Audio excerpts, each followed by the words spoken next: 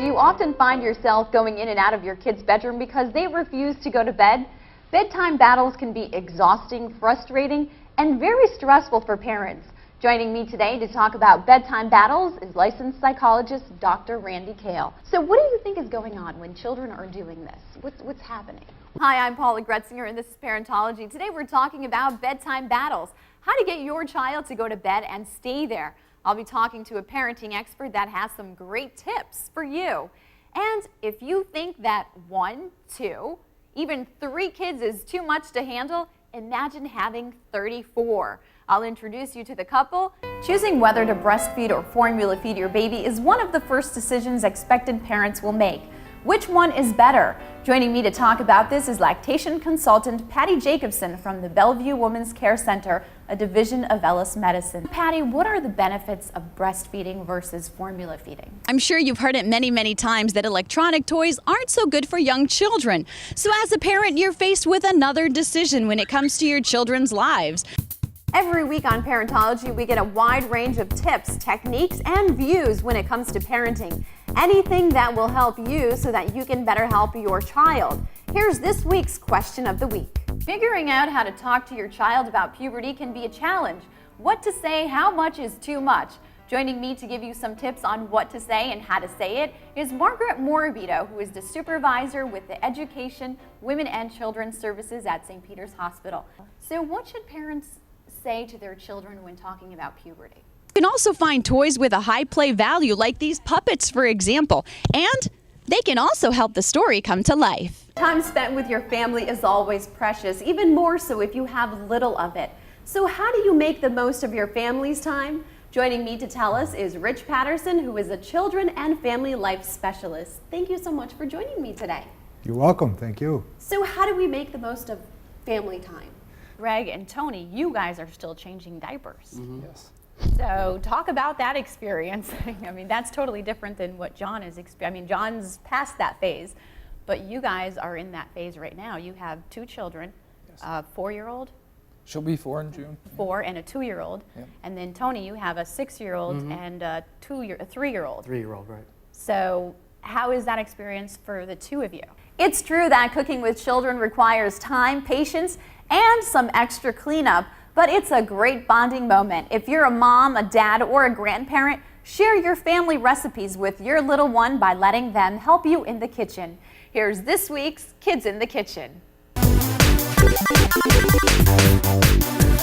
Are you struggling to raise fit and healthy kids in a crazy busy world? Well, don't stress. Fitness trainer Brett Klika specializes in youth fitness, and he's going to teach you some fun workouts that you can do with your child. Thanks, Paula.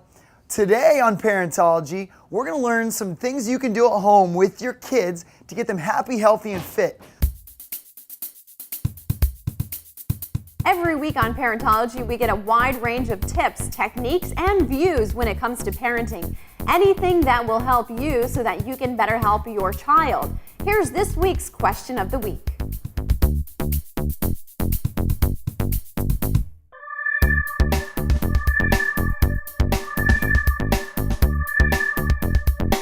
And here's what parents had to say to this question. Turkey sandwiches and usually a piece of fruit and then something unhealthy.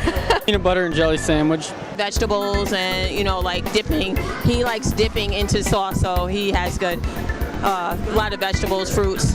She packs the lunches. We've also posted this question on our Facebook page, and here's what some parents had to say there. More than 1 in 6 children across the globe have had a negative experience on the internet. Joining me today to talk about how to protect your child from becoming a victim on the internet is Special Agent David Fallon. What are some of the specific questions that parents should have, ask their children to find out if something's going on? How about chat rooms, for example? So if a parent suspects that something is going on, or even a child, something unusual, somebody's asking me this question, and they want to report it, how can they do that? If you think parenting is a tough job, imagine having to do everything twice, raising twins and being a parent of other children at the same time.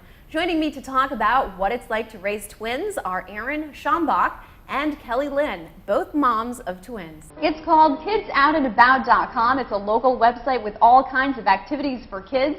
Deborah Ross came up with the idea and she joins me in the studio today. Raising a family with a stay-at-home parent is a dream some couples have always shared, while for others it's a very difficult decision to reach. Either way, becoming a stay-at-home parent is a life-changing event. With it come lots of adjustments, challenges, and many call it a thankless job, while others say it's a very rewarding job.